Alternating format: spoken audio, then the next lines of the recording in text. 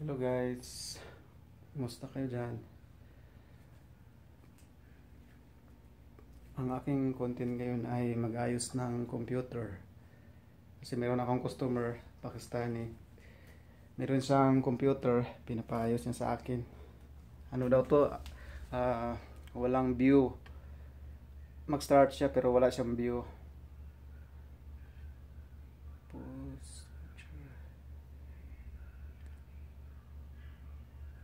Tapos siya. Ayan pala.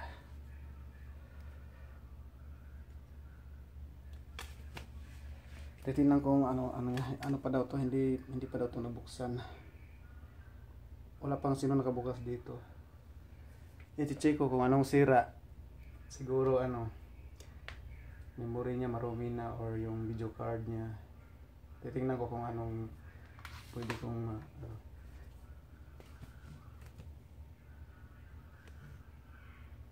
isi-switch ko. Na-switch ko to, nasubukan ko na itong nakaraan bago ko siya tinanggap. Tinatry ko muna kung hindi ba talaga mag-switch. Nung sinubukan ko, yun nga, nag-switch siya pero naka-steady lang, wala siyang signal galing sa CPU. Wala siyang view sa monitor. So ngayon, i-check ko. Marami akong option dito. Yung last option ko dito, kung ayaw pa rin gumana yung mga first, second, third, fourth option ko, pinaka-last dito, babaklasin ko lahat. Lilinisan ko yung motherboard niya, pati yung processor niya, tatanggalin ko, lilinisan. Yun ang last ko na option. Kung ayaw niya talaga sa mga simple basic. I-on ko to. Bago ko pala yun, ipakita ko sa inyo yung laman. Sobrang dumi ito sa loob.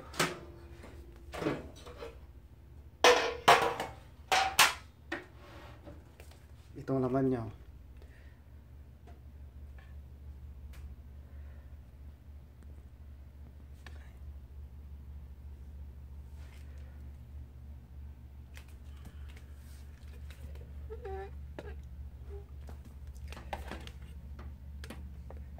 Yan po yung laman niya, kung nakikita nyo, yan. Ang dumi ng niya. Dumi siya, as in wala pang nakagalaw dito. Yan, meron na siyang video card na 512 MB. Ano pala to? Deal. Original to. Ito ang magagandaan sa deal kahit na pang matagalan, pang magdamagan dito kasi yung power supply niya, tingnan nyo ng original power supply. Solid talaga yung laman, hindi gaya ng mga China na hindi maganda yung brand, pangit, ampaw yung laman. Ito maganda talaga. Ito. Ngayon ikunin ko muna. Pwede ko siya. Subukan ko. Monitor. Saksak natin monitor. Yung monitor ko auto siya? Auto connect ito. Automatic siyang maghanap kung may signal sa galing sa CPU. Yan, kung nakikita nyo yan. Auto switch source. Ibig sabihin, automatic siyang maghahanap kung may makita siyang source. Pag wala siyang makitang source, automatic siyang mamatay. Ganyan yung monitor ko. HP yung brand. Ngayon, ito is i-switch ko siya. I-try ko kung may masagap siyang source galing sa CPU. Yan, i-on ko. Ito. Yan. Tingnan natin kung may view ba talaga. Ayun, nag-start siya. Napakatahimik. Tahimik siya, wala siyang sounds, walang mga beep man lang. Yan. Tapos ayan, naka-play na yan. Tapos tingnan yung monitor ko, walang view nga. Wala siyang view talaga. Wala siyang view. Tapos yung keyboard ko, wala siyang lights. Malalaman natin pag yung computer ay maayos, walang problema. Dapat nag-lights to. May ilaw to dito. O yung caps lock niya, may ilaw niyan. Ayan, kinukunik ko yan. Dito ko kinukunik. Ilipat ko dito sa isa. Kung meron ba talaga.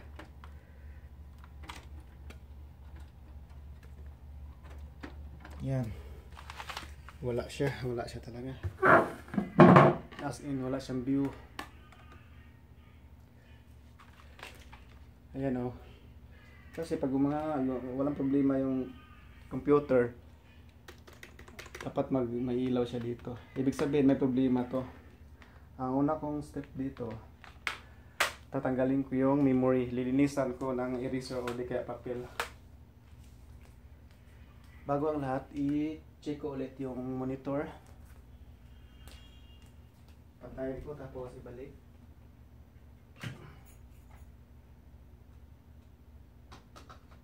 Yan.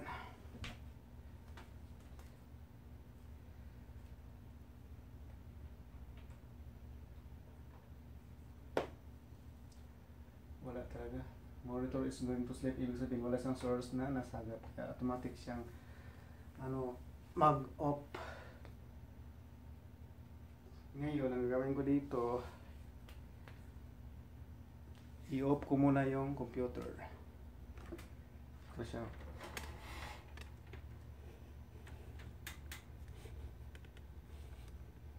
Yan. Pasensya na sa kwarto namin, talagang ganito kasi accommodation to bahay ng kumpanya, kaya tatluhan kami dito. Ngayon, i-off ko muna kasi tatanggalin ko yung memory niya. Hard off ang tawag dito kasi pag normal mo lang, isang pindot mo, basta pag ang computer ay may problema, isang pindot hindi mamamatay yan. Pero pag normal, isang pindot mo lang, mamamatay siya. Ngayon, dahil may problema sa loob, siguro sa RAM niya, video card, or sa mga connection sa BG or DBI, i-check ko yan. Kaya ginawa kong hard off dahil hindi siya mamamatay pag normal. Off lang. Kailangan hard off siya. Ngayon, babaklasin ko to. Bago ang lahat, unahin muna natin yung safety sa sarili. Tatanggalin ang kuryente. Yan. Tapos, natanggal ko na yung kuryente. Ayan, natanggal ko kuryente.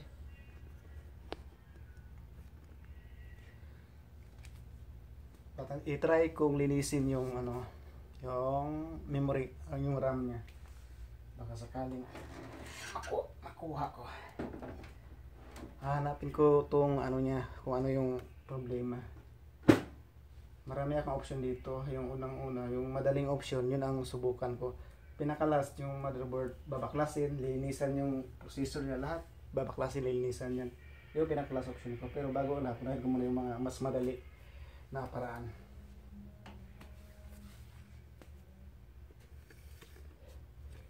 Ayan yung memory niya. Ayan. Paano ba ito? Wala akong mahirapan akong kailangan dalawang kamay kasi masisira ang memory pag hindi masabay.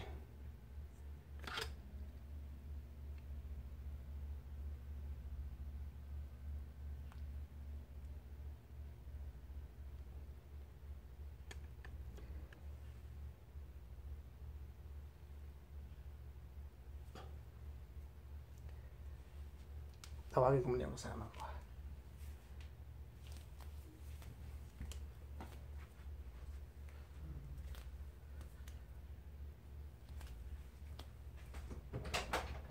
Pahawak ka muna ito saglit. Tanggalin ko lang yung memory.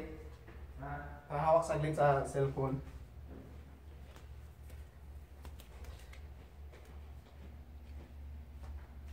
Ganito mo lang siya kasi kailangan kasi dalawang kamay yung tanggal ng memory. Yan, igano lang. Lapit lang. So tanggalin ko yung memory, linisan ko kung anong ito.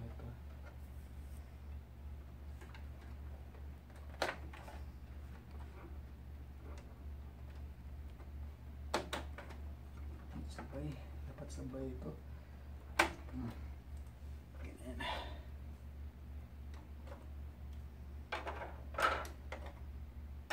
Okay na. Ako na bahala dito.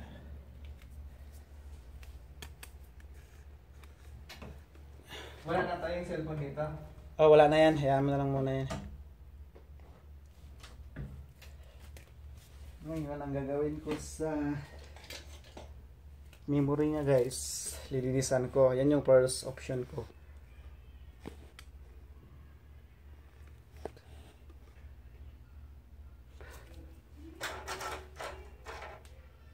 Pwede, ang paglinis dito, pwede papel, pwede eraser. Pero the best para sa akin is eraser.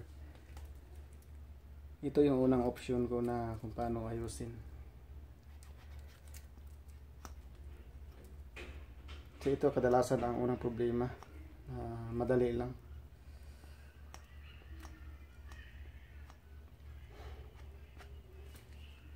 Tapos huwag nyong ihipan kasi pag ihipan nyo may laway, mag ano yan sa computer pag may kunting basa-basa. Lalo masisira yung ano natin. Ayan, malinis na yan. Ano pala to siya? 2GB plus 512. 3GB pala to. Dell Core 2 Duo. Sana maayos ko to. Pero hanapan ko to ng paraan. Kung hindi ko to maayos ngayon, yung video ko may i-extend ko. Continuous pa rin kasi ano lang ako dito, kumbaga part time lang dahil may duty kami, busy panggabi. Ito siya.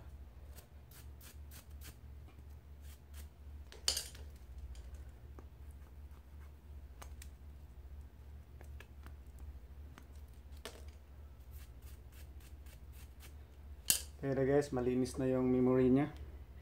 I-try ko itong ibalik ulit kung gagana ba siya. Wala akong tagahawak kaya ako lang. Ipakita ko sana sa inyo kung paano ilagay yung memory sa loob. Kasi wala akong tagahawak. 4-1.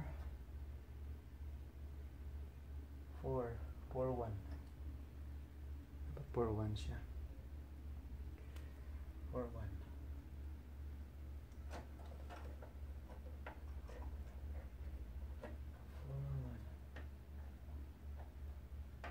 Kailangan maingat kayo sa paglagay dito. Kailangan sabay ang push para hindi masira yung RAM.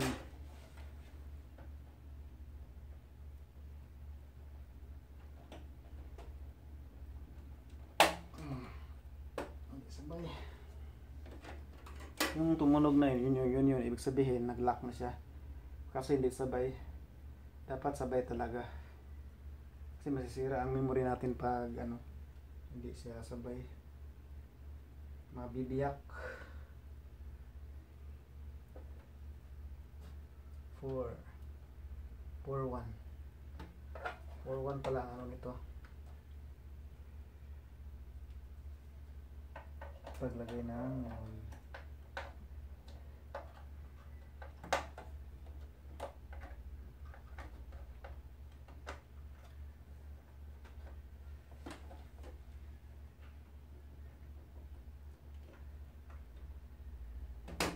yun, sabay siya. Ito 2GB. Yan. 4-3 ito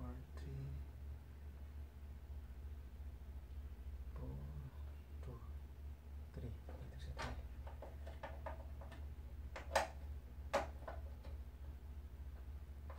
May to may kailangan timing yung paglagay. May bungi to yun, hindi sa timing ha, hindi sabay. Ngayon guys, nalagay ko na yung memory. I-try ko ulit i-switch kung may view na ba yung monitor natin. Sana okay na siya.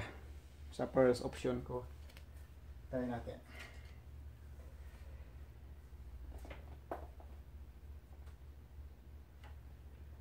Saksak ko na yung warranty.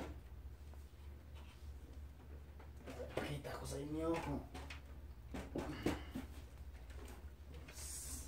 magat lakas ang power.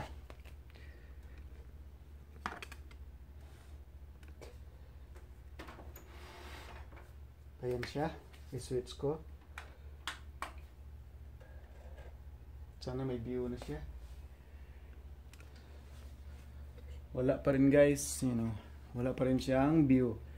So ibig sabihin, kailangan mahanap ko yung sira nito. Yung cause niya kung bakit ayaw niya mag-view. Tapos na ako sa memory, nalinis ko na, wala pa rin. Ang pangalawa ko dito is check ko yung cable niya kung gumagana ba tong cable na to.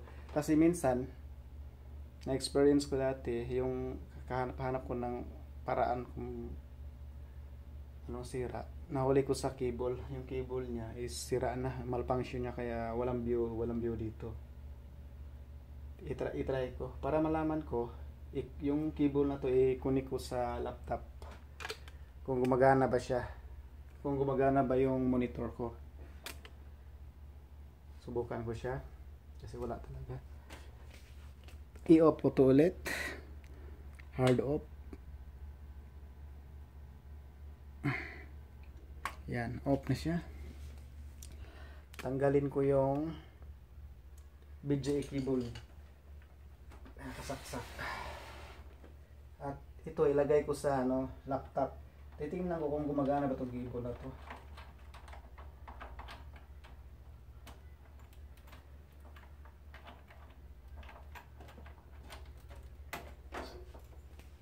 Ito na siya. Subukan ko ito sa niya. Yan na-detect niya. Nung tinanggal ko tong BGA cable, na-detect niya. Ayan, check cable. Check video cable. So, ibig sabihin, detect niya kaagad. Ngayon, ito yung i-connect ko siya sa laptop.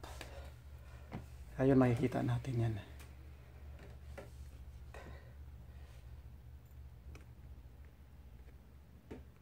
Ayan. I-connect ko.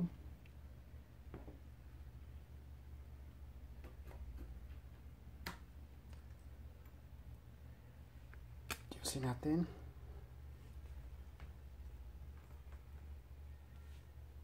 Then, switch natin.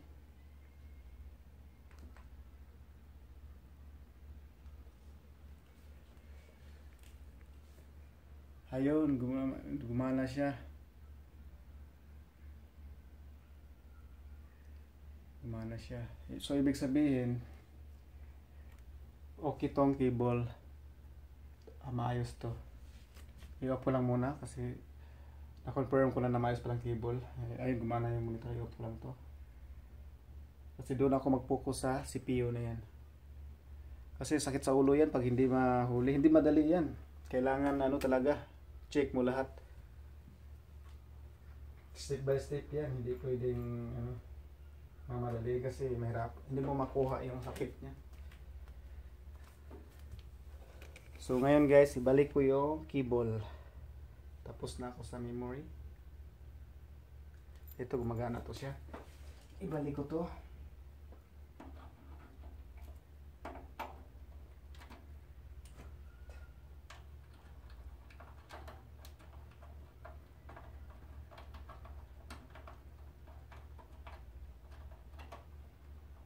Ngayon, gawin ko dito, baklasin ko talaga to lahat. Paalala para sa lahat, itong turo ko, baka sabihin nila na nagmamagaling ako. Paalala lang, hindi po ako professional na tech. Ang sa akin lang self-learning lang. Natutunan ko sa aking mga kasamahan at saka sariling sariling aral sa YouTube.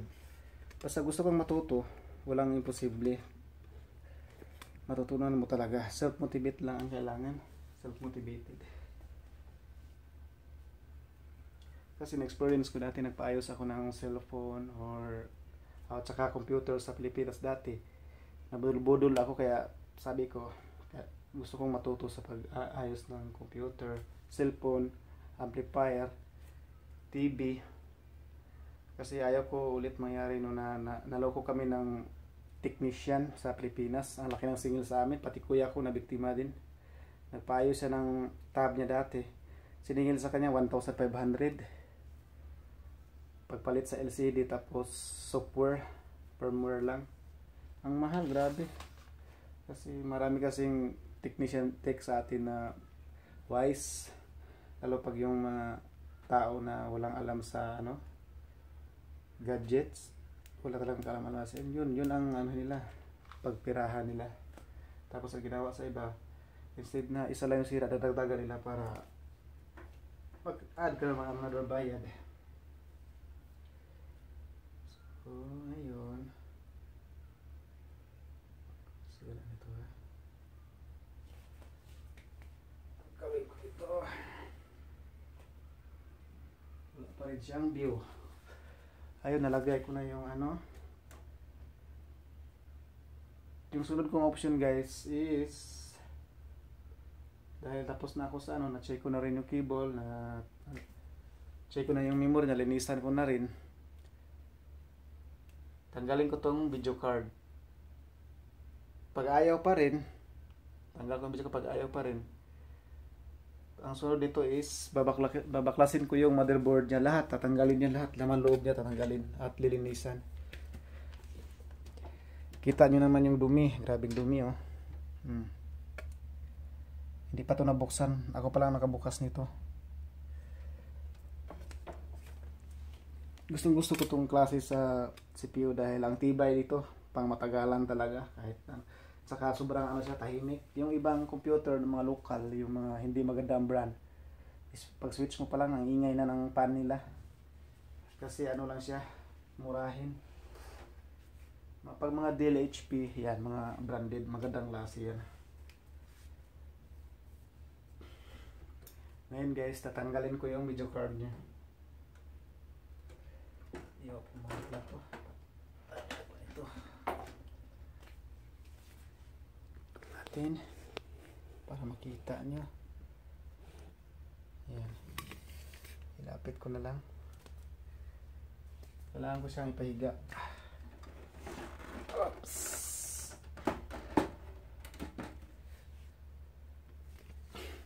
Ayun yung video card niya. Yung video card niya is, ang alam ko, original to yung naka built-in na siya sa computer, sa desktop, sa original to. Lang siya, 512 MB, pero okay na rin, maganda na rin yan. Pwede na rin yan sa games, sa mga video editing. Pwede na rin, basta kung gusto mo ng magandang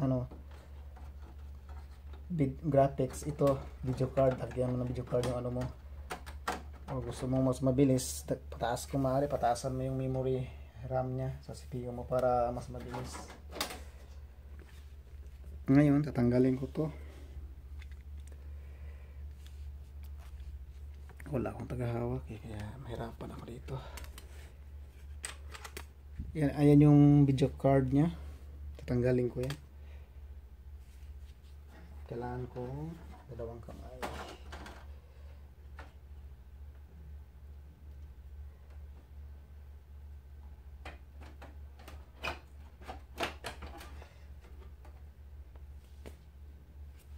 Ayan guys, ito yung niya, video card niya.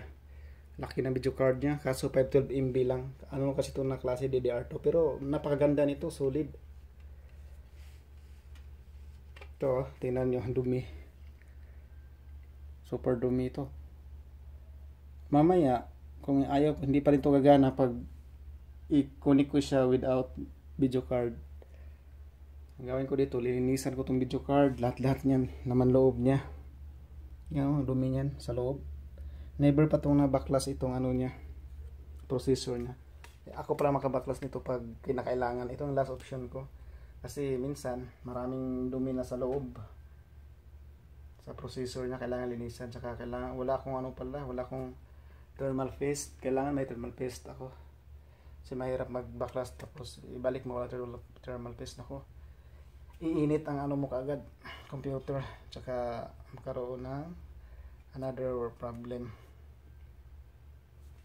Ayan na, ito yung video card nya. Halatang hindi nagalaw dahil sobrang dumi.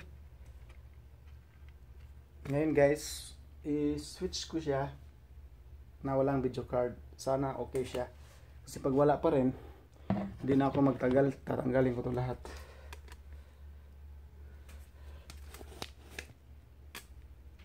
Kaya na, steady ko na lang muna yun.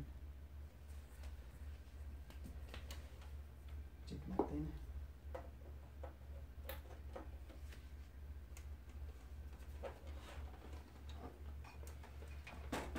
Sana okay na to.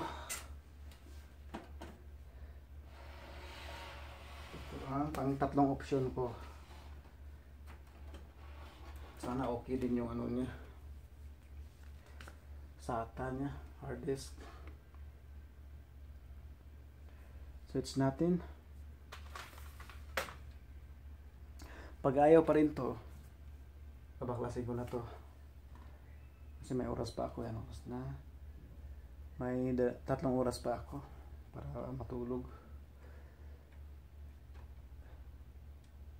Switch.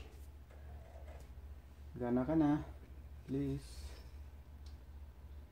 Ayun, gumana. Ayan. Nadali, batang bata. Ayos. So ito pala ang dahilan guys. Ito, video card nya. Siguro may problema to. Baka kaya lang linisin to. Ayan, gumana siya without video card. Kaya kanina 'di ba sinabi ko na ano, pag okay yung system, iilaw to. Ayan o, umiilaw na siya. Ibig sabihin, okay na siya. Pero titingnan ko kung anong ano niya, kung wala ba siyang ibang problema. Ito yan. Ano ba ito?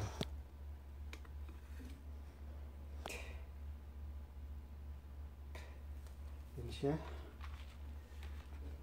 Please tell you the mouse system has changed. Strike F1. F2.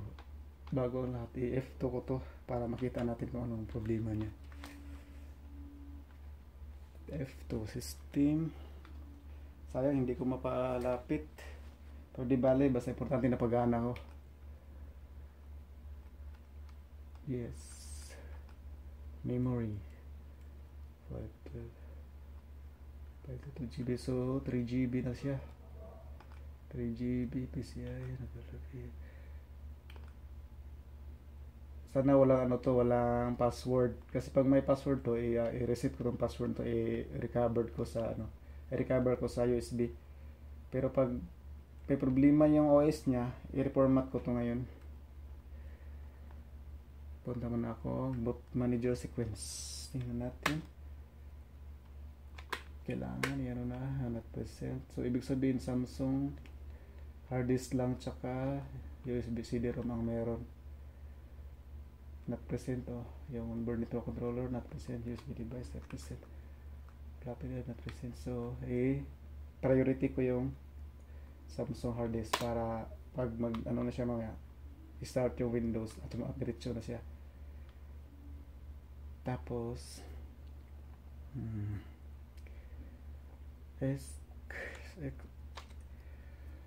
remain setup.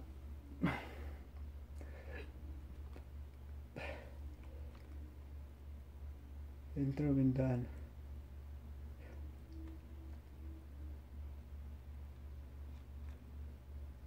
Power source space.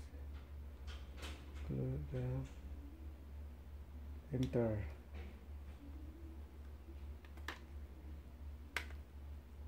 Enter. Kaya tapos enter na yun. Setup. Accept. Ayan. Automatic diretso na yun siya sa OS start public pair.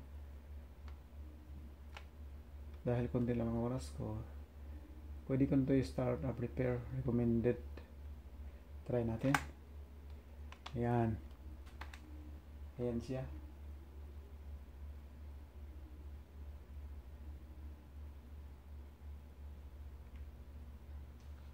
Kung gusto nyo palang matuto guys, focus lang kayo sa ano, tingnan nyo na lang yung video ko. Pwede nasa inyo lang yan kung mag-subscribe kayo or hindi. Kung nagustuhan yung aking video, mag-subscribe lang kayo. Pwede rin hindi, wala namang sa pilitan eh. Kung ano, satisfied kayo sa aking video. Nasa inyo lang yan kung ano, subscribe kayo, wala problema yan. Tsaka tanong lang kayo kung may gusto kayong tanongin o magpaturo. Turuan ko kayo, wala problema. Comment lang or PM sa Messenger. Yan. Sasagutin ko yan. Do you want to restore the computer using system restore? Kailangan ko ng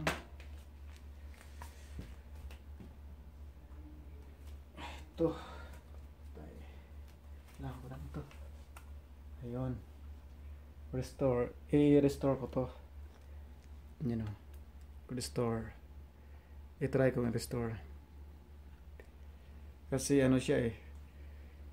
Di ba ilabase na to na switch kaso hindi mo gana, ito na yun yan yung inayos niya kasi maano yung system kasi medyo matagal-tagal to, depende sa system kung gaano ka ano bilis.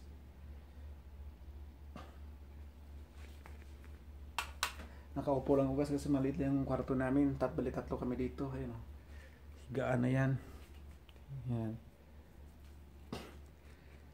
Sa sunod nitong desktop, sunod laptop, ito may problema ito. Sa sunod ko na vlog, ito ang aking isunod. Ipakita ko sa inyo kung paano ko ayusin, kung ano yung problema niya. I-explain ko lahat step by step para maintindihan nyo talaga. Ito muna, isa. Meron din akong cellphone na inaayos. Hinihintay ko pala yung pyesa. May tab din. Taga dito lang din ang ano yan, Alcobar. Ang ganda ng ano niya, oh, video card. So may alam nito. Yan, so mahilig sa games, alam nila to. Kung gaano to kahalaga, gaano kaganda kapag meron ka nito. Lalo mahilig ka sa games, mga video editing, lahat. Ito ang, kung gusto niyo ng magandang graphics, yan. Lagyan nyo ng video card yung CPU nyo. Nako, ang ganda. Ang bilis sa games, wala talagang ano.